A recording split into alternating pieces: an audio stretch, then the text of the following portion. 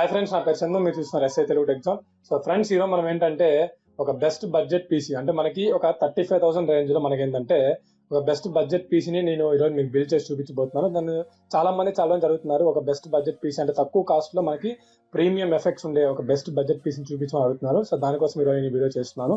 అయితే మనకి ఈ వీడియోని విడివిడి కాంపోనెంట్స్ ని తీసుకొచ్చాను ఈరోజు. దీంట్లో మనకి ఏంటంటే మనకి వీడియో ఎడిటర్స్ కానీ, లేకపోతే గ్రాఫిక్ డిజైనర్స్ కానీ, గేమింగ్ కి కానీ, అదేవిధంగా స్ట్రీమర్స్ కూడా మనకి ఈ బెస్ట్ బడ్జెట్ పీసీలో మనకి ఇప్పుడు నేను వాడిన కాంపోనెంట్స్ అయితే సరిపోతుంది కాన్ఫిగరేషన్. సో చూద్దాం నేను దీంట్లో ఏమేమి వాడాను అనే దాని గురించి నేను క్లియర్ గా మీకు బిల్డ్ చేసి చూపిస్తాను. సో దీని యొక్క కాస్ట్ చూసుకుంటే మనకి 35,000 నుంచి 40,000 రేంజ్ లో అయితే ఉంటుంది మనకి ఈ బడ్జెట్ పీసీలో. మీరు ఆన్లైన్ లో ప్రిఫర్ చేయండి, లేకపోతే మీరు ఆఫ్లైన్, మీరు దేనిలో ప్రిఫర్ చేసుకోండి. కాకపోతే నేనైతే దీన్ని ఆఫ్లైన్ లో ప్రిఫర్ చేశాను. సో దీన్ని వచ్చేసరికి మొత్తం నేను ఆఫ్లైన్ లో సిటీసీ కాంప్లెక్స్ మనకి సికింద్రాబాద్ లో ఉంటుంది, అక్కడ మనకి నేను ఇక్కడ ప్రిఫర్ చేశాను. ఈ కాంపోనెంట్స్ సంబంధించిన లింక్స్ అన్ని కూడా నేను డిస్క్రిప్షన్ లో ప్రొవైడ్ చేస్తున్నాను. ఒకవేళ నాకైతే అక్కడ తక్కువ కాస్ట్ కి ఈ కాంపోనెంట్స్ అన్ని దొరికాయి. మనకి బడ్జెట్ పీసీ అంటే మీరు చూసుకుంటే ఆన్లైన్ లో చూసుకుంటే మనకి ఇంకొక 5,000 ప్లస్ నాకు పడింది. సో కంపేర్ చేస్తే అందుకని నాకు తక్కువ అయింది కాబట్టి నేను దీన్ని ఏంటంటే మనకి ఇక్కడ సిటీసీ కాంప్లెక్స్ లో తీసుకోవడం జరిగింది. దాని యొక్క లింక్స్ అన్ని కూడా కింద డిస్క్రిప్షన్ లో ఉన్నాయి. మీరు అక్కడ వెళ్ళేసి మీరు ఈ కాంపోనెంట్స్ కూడా అక్కడ పర్చేస్ చేయొచ్చు. ఓకేనా? సో మనకి పీసీ చూసుకుంటే మన ఛానల్ ఎడిటర్ కోసం నేను ఈ పీసీని డిజైన్ చేయడం జరిగింది. ఎందుకంటే అతను మీ అందరికి తెలిసిందే, అభిలాష్ శర్మ, మన ఛానల్లో ఇప్పటికే లైవ్స్ కూడా సెషన్స్ చేస్తున్నాం. సో అతను మంచి ఫోటోగ్రాఫర్, అదేవిధంగా వీడియో డిజైనర్, ఎడిటర్ కూడా.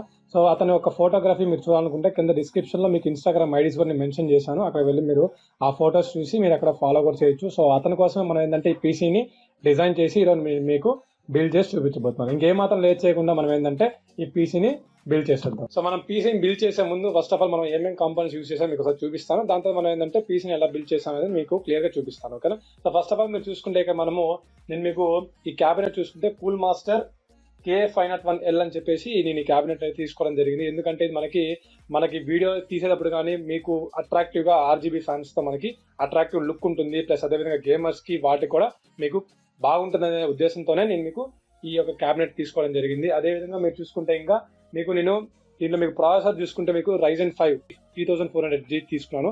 ఎందుకంటే ఇప్పుడు ఇది బెటర్ పర్ఫార్మెన్స్ ఇస్తుంది. నేను మీకు ఎందుకనేది మీకు తర్వాత చెప్తాను.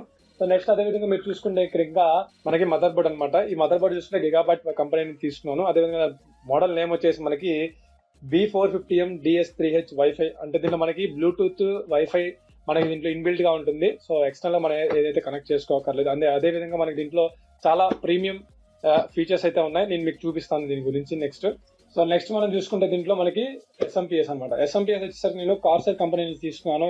మనం చూసుకుంటే మోడల్ నేమ్ వచ్చేసరికి VS550 మనకి 550 వాట్స్ ఉండే ఒక SMPS అయితే తీసుకున్నాను. ఎందుకంటే ఇది మనకి బెటర్ పర్ఫార్మెన్స్ ఇస్తుంది పవర్ సప్లై లో చూసుకుంటే.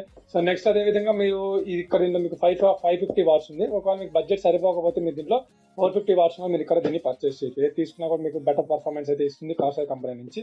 సో నెక్స్ట్ ఇక్కడ మీరు చూసుకుంటే మనకి హార్డ్ డిస్క్ అనమాట. సో నేను ఇది 1 TB హార్డ్ డిస్క్, నేను ఇది వెస్టర్న్ డిజిటల్ 1 TB బ్లూ అని చెప్పేసి నేను దీన్ని తీసుకోవడం జరిగింది. సో నెక్స్ట్ మనకి చూసుకుంటే అదేవిధంగా ర్యామ్ అనమాట. సో ర్యామ్ చూసుకుంటే మనకి ఇక్కడ కార్సెల్ వెంజెన్స్ 8GB DDR4 సపోర్ట్ చేసే ర్యామ్ అయితే నేను తీసుకున్నాను ఇక్కడ. సో ఇది మనకి 8GB ఉంది. ఇంకా మీరు కావాలంటే మీకు ఈ మదర్ బోర్డ్ లో మీరు ఎక్స్టెండ్ చేసుకునే దానిలో మనకి స్లాట్స్ కూడా అయితే ఉన్నాయి. సో మీరు బడ్జెట్ ఎక్కువ తీసుకుంటే మీకు ఏంటంటే మీరు ఇంకా దీన్ని 16GB ర్యామ్ కూడా మీరు ఎక్స్టెండ్ చేసుకోవచ్చు. నెక్స్ట్ అదే విధంగా మీరు చూసుకుంటే ఇక మనకి దీంట్లో మనకి SSD. సో SSD వచ్చేసరికి మనకి 240GB SSD తీసుకున్నాను. కంపెనీ వచ్చేసరికి మనకి వెస్టర్న్ డిజిటల్, సేమ్ అదే కంపెనీ నేను మీకు దీంట్లో తీసుకున్నాను, వెస్టర్న్ డిజిటల్ గ్రీన్.